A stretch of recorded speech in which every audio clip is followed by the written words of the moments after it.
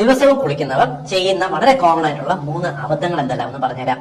ഏറ്റവും പ്രധാനപ്പെട്ട നമ്മുടെ ഒരു തെറ്റിദ്ധാരണയാണ് കൂടുതൽ സമയം നന്നായിട്ട് വൃത്തിയായിട്ട് തേച്ചൊരച്ച് കുളിച്ചു കഴിഞ്ഞാൽ നമ്മുടെ ശരീരം കൂടുതൽ വൃത്തിയാകുന്നു. അല്ല, കൂടുതൽ നേരം നമ്മൾ വെള്ളത്തിൽ നിന്ന് കഴിഞ്ഞാൽ നമ്മുടെ സ്കിന്നിന്റെ ഉള്ള എണ്ണമയം പോകുന്നതിനും നിങ്ങളുടെ സ്കിന്ന് കൂടുതൽ ഡ്രൈ ആകുന്നതിനും ചൊറിച്ചിൽ വരുന്നതിനും കാരണമാകും.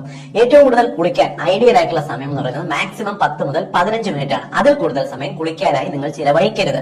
രണ്ടാമത്തത്, നിങ്ങൾക്ക് ഇപ്പൊ ഡ്രൈ സ്കിൻ ടെൻഡൻസി ഉണ്ടെന്നിരിക്കട്ടെ, ശരീരത്തിൽ ചൊറിച്ചിലുണ്ടെന്നിരിക്കട്ടെ, പരമാവധി 5 മിനിറ്റിൽ കൂടുതൽ കുളിക്കാനായിട്ട് ചിലവഴിക്കരുത്.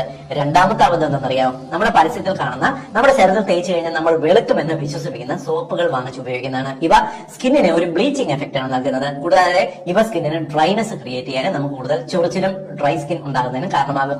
മൂന്നാമത്തെ തെറ്റിദ്ധാരണ എന്ന് പറയുന്നത് നമ്മൾ നല്ല ചൂടുവെള്ളത്തിൽ കുളിക്കുന്നതാണ് ആരോഗ്യത്തിന് നല്ലത്. അല്ല, നിങ്ങൾ വളരെയേറെ ചൂടുള്ള വെള്ളത്തിൽ കുളിക്കുന്നു എന്നുണ്ടെങ്കിൽ നമ്മുടെ സ്കിന്നിന്റെ കോശങ്ങൾക്ക് ഡാമേജ് വരികയും പെട്ടെന്ന് ഡ്രൈ സ്കിൻ വരാനും കൂടാതെ സ്കിന്നിന് ചുളിവ് വരാനും കണ്ടു കഴിഞ്ഞാൽ പ്രായം തോന്നിക്കാൻ വയസ്സാകുന്ന ഒരു ടെൻഡൻസി ഉണ്ടാക്കുകയും ചെയ്യും.